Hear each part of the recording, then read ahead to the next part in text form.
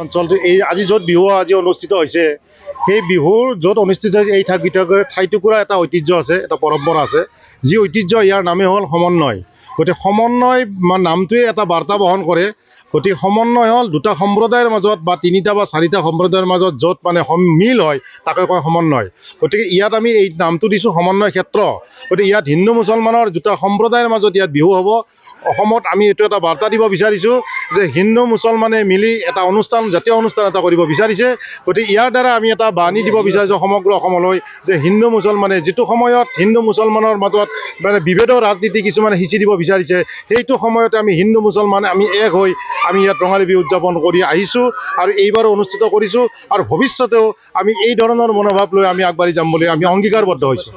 বাৰ্ষিক বেলখৰ মিলিজুলি সংঘৰ উদ্যোগত আজি 4 মে দেওবাৰে দিনজোৰা বৰ্ণাঢ্য কাৰ্যক্ৰম এনেকৈ ৰঙালী বিহু উদযাপনৰ দিহা কৰা হৈছে।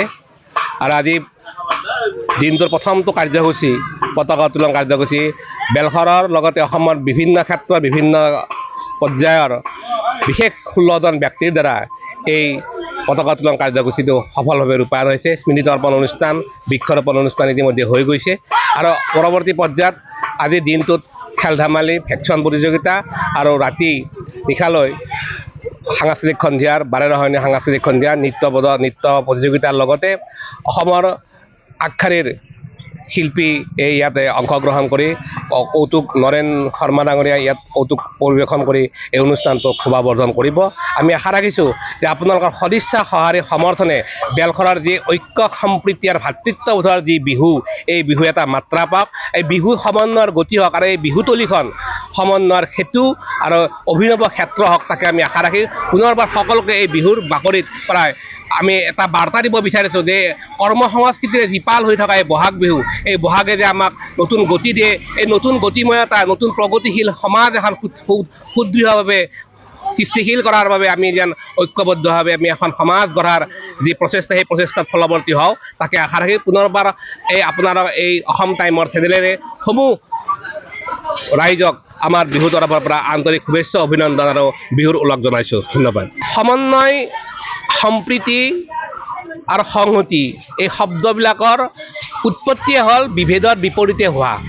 এই বিভেদ আৰু সন্ত্ৰাসক আমি সন্ত্ৰাসবাদী এই বিভিন্ন আমাৰ চুবুৰীয়া ৰাষ্ট্ৰৰ যি বৰ্বৰতা, এই বৰ্বৰতাক আমি প্ৰতিহত কৰি আমি এখন সমাজ, এখন পতাকাৰ তলত এটা গীতৰ মাজত আমি আবদ্ধ হৈ আমি সংকল্পবদ্ধ হৈছোঁ যে আমি সকলোৱে একেলগে থাকিলে বিহুৰ যি তাৎপৰ্য, বিহুৰ যি গুঢ়াৰ্থ, এই গুঢ়াৰ্থ আমি প্ৰতিনিয়তভাৱে সমাজখনত প্ৰতিষ্ঠাপন কৰাৰ কাৰণে আমি চেষ্টা অব্যাহত ৰাখিছোঁ। আৰু সমন্বয়ে এটা জাতিক, এখন দেশক, এখন ৰাজ্যক সংহতিৰ লগতে সুপ্ৰতিষ্ঠিতভাৱে এখন প্ৰগতিশীল ৰাষ্ট্ৰ বা প্ৰগতিশীল দেশ গঢ়াত সহায়ক হয়।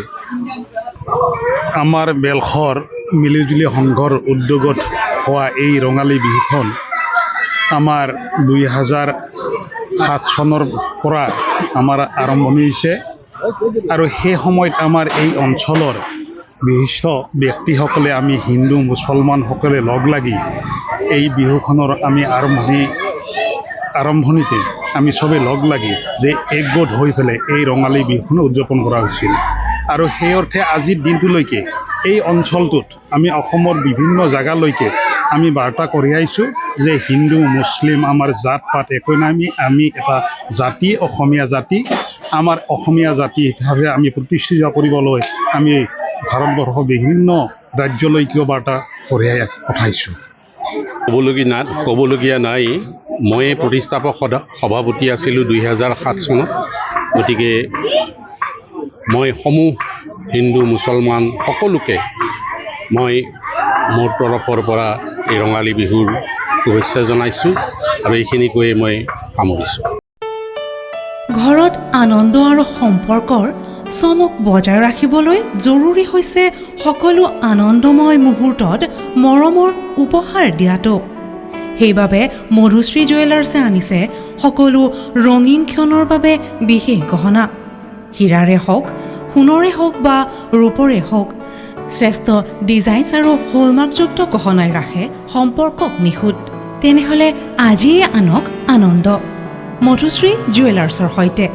যোগাযোগ কৰক 7002800341।